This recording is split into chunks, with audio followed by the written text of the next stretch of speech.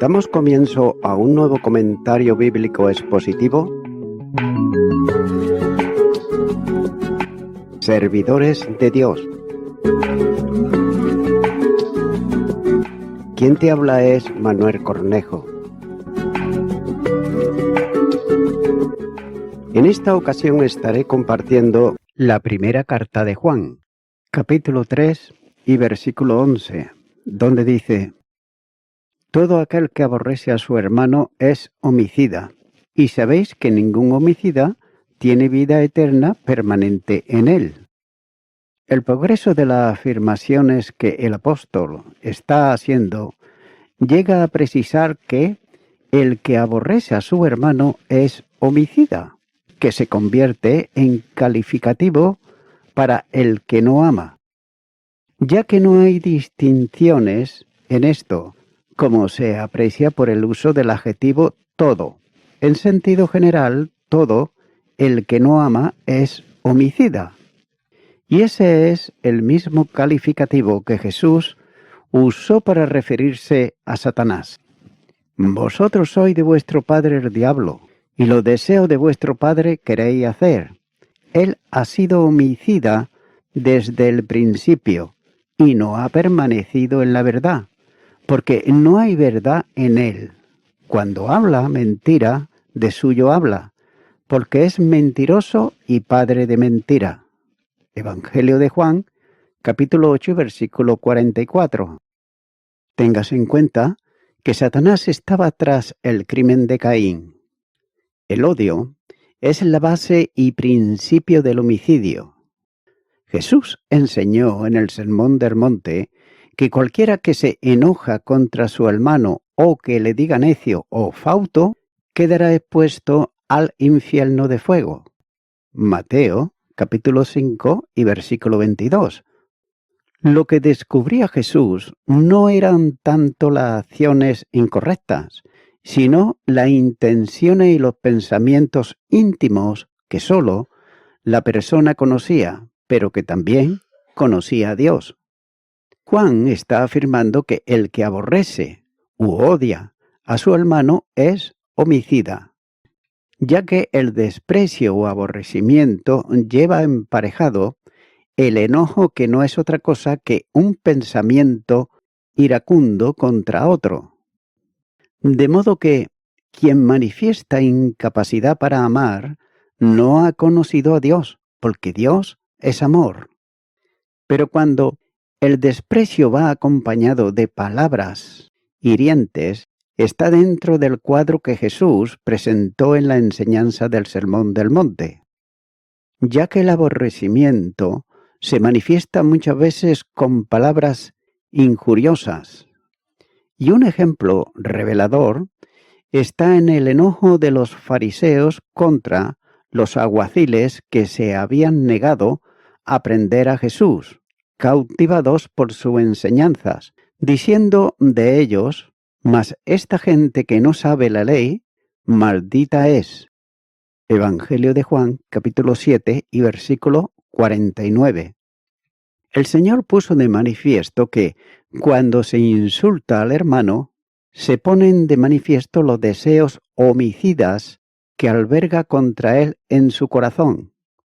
Algo más.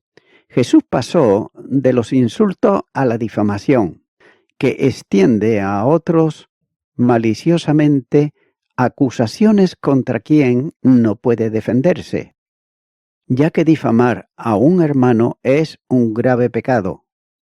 Maledicientes es el que habla mal de otro, no solo calumniándole, sino haciendo creer a otros su supuesta mala fama.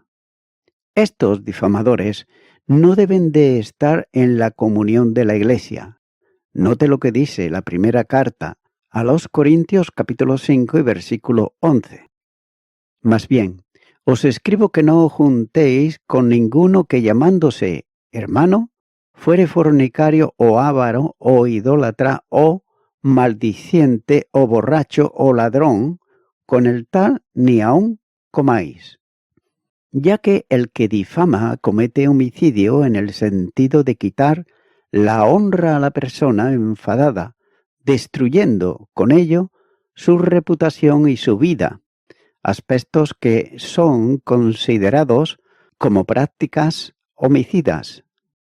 Estos, dice Juan, no tienen vida eterna, permanente, por tanto, no han sido regenerados porque la vida eterna, resultante del ser engendrado por Dios, no está en ellos, y por consiguiente, permanecen en el reino de las tinieblas y de la muerte. Capítulo 3, versículo 14. Hay que considerar muy en serio que el aborrecimiento o el odio contra el hermano es prueba de no tener vida eterna. Nadie que es homicida en razón del odio ha nacido de nuevo. Es una de las manifestaciones del pecado que excluye del reino de los cielos. Capítulo 5 y versículo 21 nos dice: envidia, homicidios, borracheras, orgías y cosas semejantes a esta, acerca de las cuales os amonesto, como ya os lo he dicho antes, que los que practican tales cosas no heredarán el reino de Dios. Y Apocalipsis capítulo 21 y versículo 8 dice: pero los cobardes e incrédulos, los abominables y homicidas, los fornicarios y hechiceros, los idólatras y todos los mentirosos tendrán su parte en el lago que arde con fuego y azufre, que es la muerte segunda. Esto es, al hombre al cual nos estamos refiriendo es homicida y por tanto no es hijo de Dios y también no tiene herencia en su reino. Y no se trata, como se ha dicho antes, de una caída ocasional que, por la confesión, deja restaurada la comunión con Dios. Capítulo 1 y versículo 9. Sino que es la práctica del pecado propia del que no ha nacido de nuevo. Capítulo 3 y los versículos 6 al 9. Estos que pecan habitualmente no pueden esperar entrar en el reino de Dios, porque para ello es preciso el nuevo nacimiento. El Evangelio de Juan, capítulo 3, versículo 3, versículo 5 y 7, dice: respondió Jesús y le dijo: de cierto te digo que el que no naciere de nuevo no puede ver el reino de Dios. Respondió Jesús: de cierto te digo que el que no naciere del agua y del Espíritu no puede entrar en el reino de Dios. No te maravilles de que te dije, es necesario nacer de nuevo. No que sea un pecado imperdonable, sino que evidencia la realidad de no haber sido dotado de la vida eterna, lo que equivale a no haber creído verdaderamente en el Señor. Quienes no tienen vida eterna están en muerte y condenación bajo la ira de Dios. Evangelio de Juan, capítulo 3, versículo 36, nos dice: el que cree en el Hijo tiene vida eterna, pero el que rehúsa creer en el Hijo no verá la verdad, sino que la ira de Dios está sobre él. Continúo ahora con el versículo 16, donde dice: en esto hemos conocido el amor, en que Él puso su vida por nosotros. También nosotros debemos poner nuestra vida por los hermanos. El amor se conoce por el bien que genera. No se trata de expresiones, sino de acciones que manifiestan su realidad. De otro modo, el amor no se define, se demuestra. Aquí el amor está expresando la realidad suprema al tratarse del amor divino, del que procede todo el amor verdadero. También es interesante apreciar aquí el uso del verbo conocer, saber, que denota algo que se conoce por experiencia personal. Y note cómo Juan afirma que el amor verdadero lo hemos conocido en esto, que orienta la atención hacia la oración completiva que sigue. La expresión hemos conocido hace referencia a la dinámica inicial de la fe, que descubre el verdadero amor, cuya lección, no teórica sino práctica, no intelectual sino experimental, se manifiesta como un conocimiento perpetuo. También es bueno considerar que la manifestación del amor infinito de Dios es que aquel referido a Cristo, cuando dice que puso su vida por nosotros, ya que el Señor entregó su vida y lo hizo voluntariamente, sin que nadie le obligase a ello. El Evangelio de Juan, capítulo 10, versículo 11, dice: Yo soy el buen pastor su vida da por las ovejas. Y Juan capítulo 10 y ahora el versículo 17 dice: Por eso me ama el Padre, porque yo pongo mi vida para volverla a tomar. Y el versículo 18: Nadie me la quita, sino que yo de mí mismo la pongo. Tengo poder para ponerla y tengo poder para volverla a tomar. Ese mandamiento recibí de mi Padre. Por otro lado, el verbo que usa aquí Juan está expresando la idea de poner, de entregar, que en auristo expresa la idea de algo que se consumó plenamente. La preposición del genitivo puede significar en favor o en pro, pero también, como es el caso presente, equivale a en lugar de. Por eso, la traducción por nosotros. En este caso, el amor se manifiesta en que Jesús puso su vida a favor de los pecadores, hablando específicamente de sustitución, ya que Él puso su vida en lugar de los que salvó. Para que sea posible la salvación, con lo que conlleva como dotación de vida eterna, condición de hijos de Dios, perdón de pecados, etc., ya que fue necesario un sacrificio de expiación por el pecado, que no es otra cosa que la sustitución de la vida del Salvador en lugar de la de los perdidos. Es decir, los perdidos por esa condición no tenían otro destino que la eterna condenación, pero Jesús puso, es decir, entregó su vida, ocupando el lugar del perdido, para que con su muerte quede cancelada la responsabilidad penal por el pecado, de modo que el pecador recibe la vida de quien le sustituye, pasando de condenación a salvación, o de muerte a vida. Versículo 14. Dar la vida implica un acto voluntario porque no se la arrebatan, sino que la regala, entregándola. Jesús se da a sí mismo, no solo en su vida física, sino en su vida personal. Es por eso que los creyentes pueden tener vida eterna y además disfrutar en su vida terrenal de vida abundante. Note que Jesús muere por los que el Padre le da en sentido de ocupar el lugar de cada uno. La muerte sustitutoria de Cristo es eficaz para los que creen verdaderamente en Él. Evangelio de Juan, capítulo 6, versículo 37, nos dice: Todo lo que el Padre me da, vendrá a mí, y el que a mí viene, no le echo fuera. Y el versículo 39 de este mismo capítulo dice: Y esta es la voluntad del Padre, el que me envió, que de todo lo que me diere, no pierda yo nada, sino que lo resucite en el día postrero.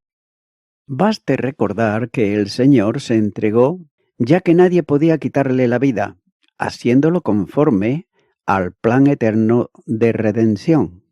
Si la muerte de Jesús, en cuanto a los hombres, es un terrible crimen cometido contra el único justo en sentido absoluto, es positivamente un servicio sacrificial por quienes iban a ser justificados mediante su obra, para ser eternamente salvos.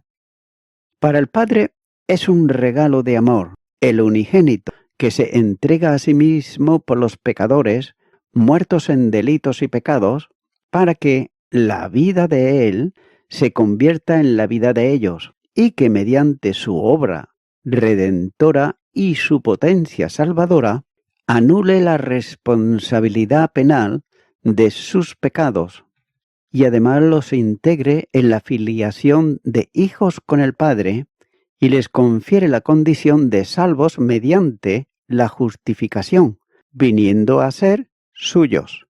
En ese amor infinito manifestado en la obra de salvación, en la que entrega su vida, Dios se dice y se da a los hombres, ya que siendo imposible que el hombre ascienda a Dios, es Dios quien desciende al hombre, y el Hijo como verbo que expresa absolutamente al Padre, ya que se entrega voluntariamente para ejecutar la obra de salvación.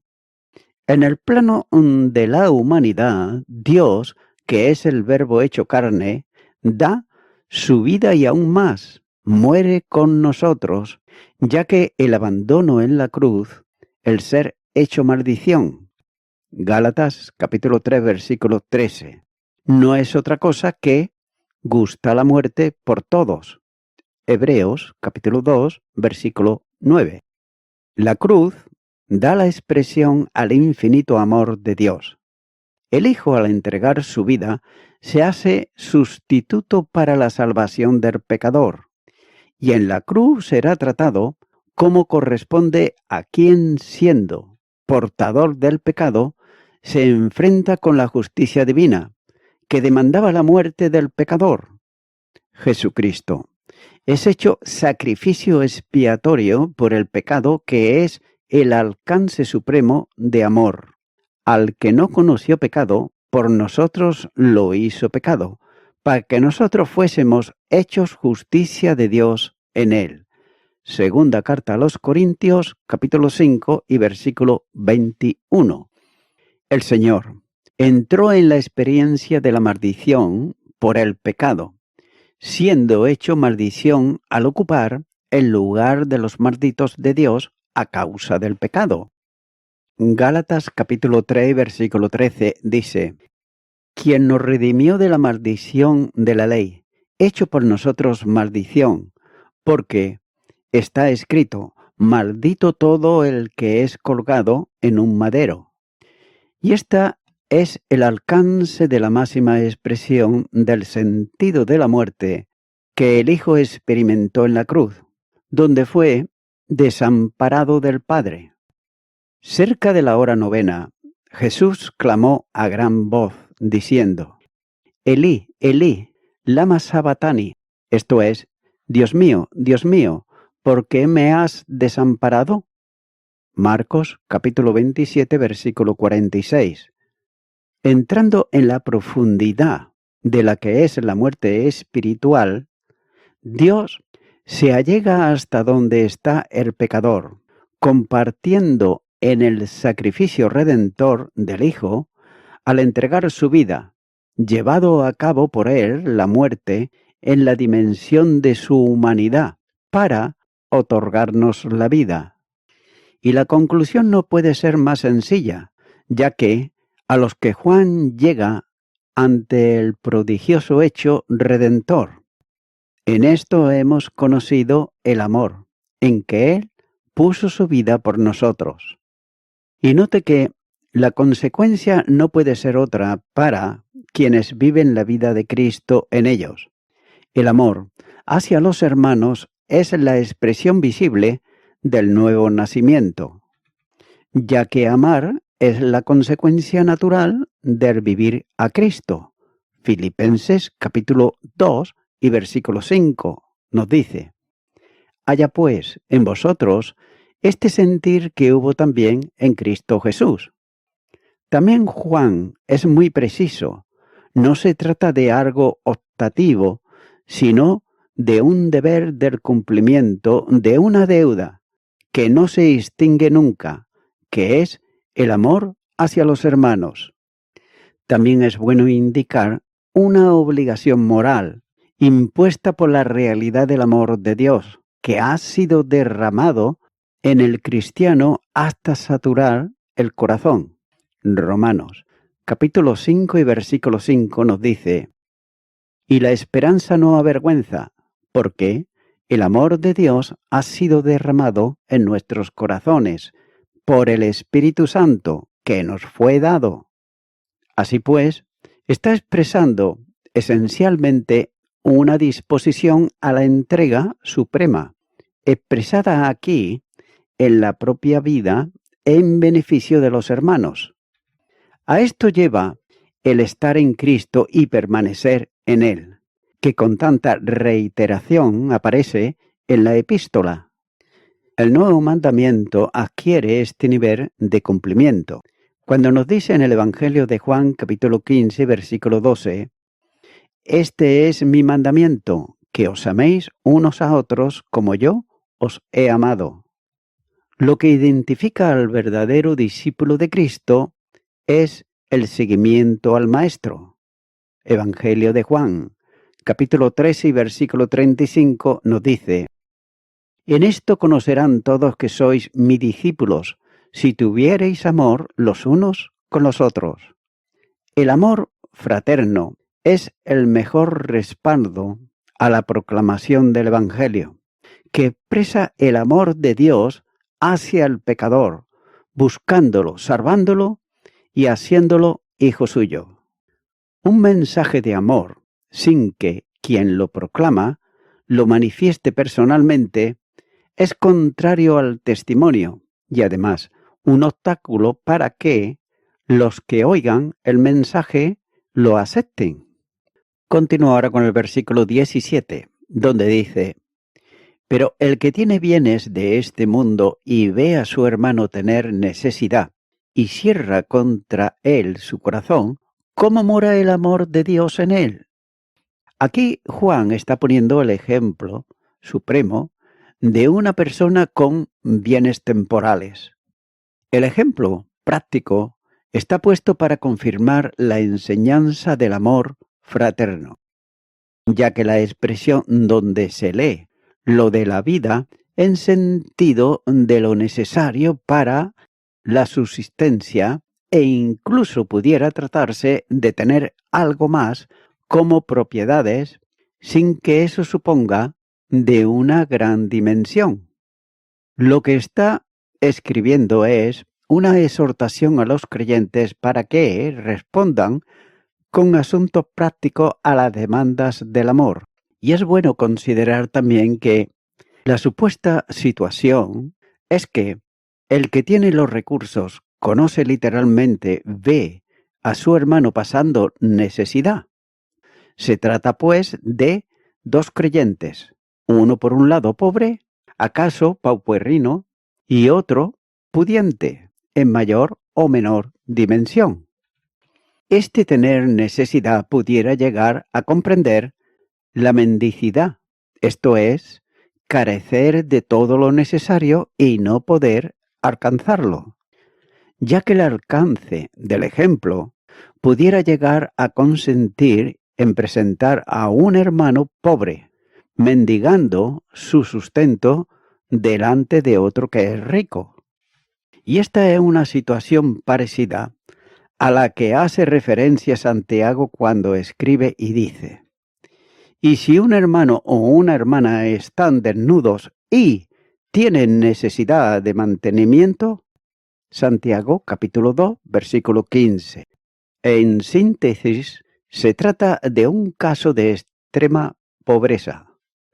Y note que frente a esta situación, el que tiene posibilidad de atender aquella necesidad hace todo lo contrario, cierra su corazón hacia él. Y note que cuando se cierra el corazón hacia otro, deja de expresarse amor entrañable y misericordia, ya que un corazón cerrado al hermano tampoco está abierto a Dios, puesto que no actúa como corresponde a quien, siendo hijo de Él y habiendo recibido la dotación de su propio amor, no ama. Ciertamente se trata de un rebelde contra Dios, además de un quebrantador del principal de sus mandamientos, que es el de demostrar amor hacia otro, ya que no hay amor de Dios permanente en él, porque el corazón de Dios se abrió a la necesidad del hombre por la entrañable misericordia de nuestro Dios, con que nos visitó desde lo alto la aurora. Lucas capítulo 1 y versículo 78.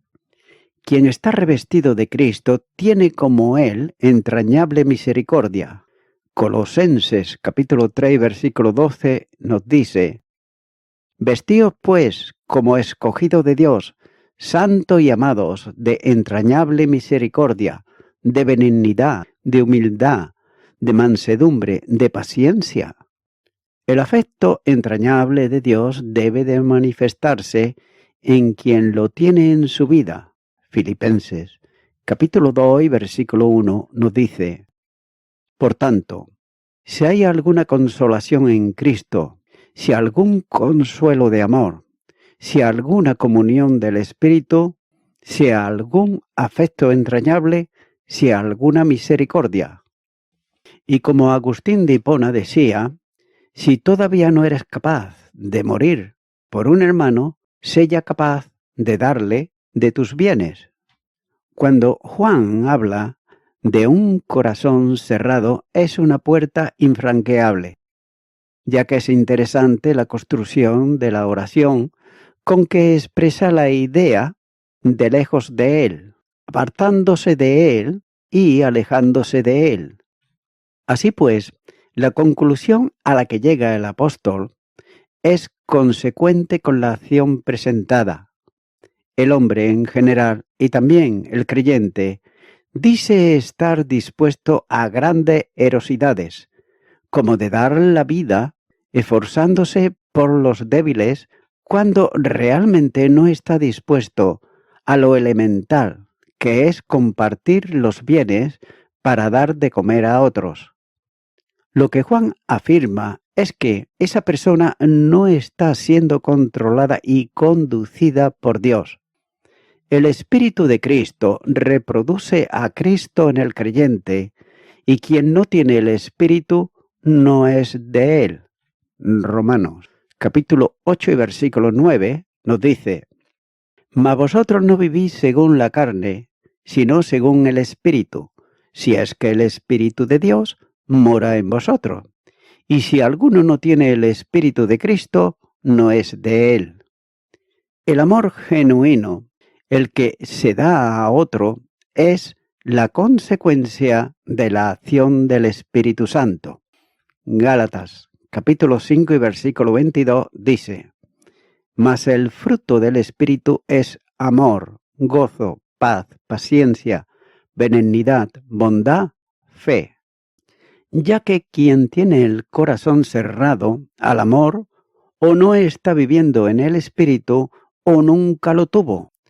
Gálatas, capítulo 5 y versículo 16 dice: Digo pues, andad en el Espíritu y no satisfagáis los deseos de la carne. Y en el último supuesto, es un mentiroso, que se quiere además contar entre los que aman, cuando en realidad no lo es. Y voy concluyendo con esto. Amigo y amiga oyente, ¿cómo ama a Dios? Él puso su vida por nosotros. Esa es la norma que Él ha colocado ante nosotros. Esa es la norma que Él mismo nos ha dado. Jesús es Dios, y Él puso su vida en expiación por los pecados del pecador que vienen a Él en arrepentimiento. Pero mi amigo y mi amiga oyente, tal vez tú no aguantes a ciertas personas, pero el amor divino de Cristo hace que Él aguante a muchas personas y además le ofrece la salvación por gracia divina y no por ningún mérito humano. Es por ello que mi amigo, mi amiga oyente, es el momento de venir ahora ante Cristo. puedo guiarte en una oración como por ejemplo esta. Repite conmigo y di: Señor Jesucristo, quiero pedirte perdón por todos mis pecados.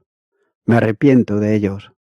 Hasta ahora solamente he conocido el amor humano y no continuado, sino en algunas veces aparente o por un tiempo. Pero ahora te abro mi corazón y te acepto en mi vida como mi único Salvador. En tu nombre, amén.